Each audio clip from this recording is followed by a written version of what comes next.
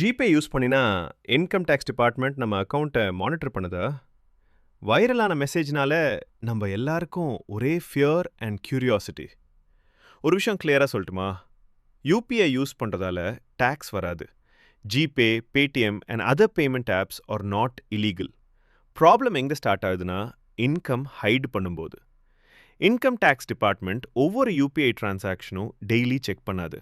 ஆனால் large amount, repeated credits, business income போல pattern இருந்தால் சிஸ்டமில் அலர்ட் ஜென்ரேட் ஆகும்.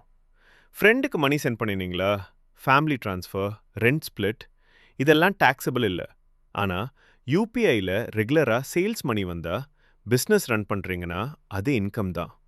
யூபிஐ டேஞ்சரஸ் இல்லை, ரூல்ஸ் தெரியாமல் யூஸ் பண்ணுறது தான் டேஞ்சரஸ்.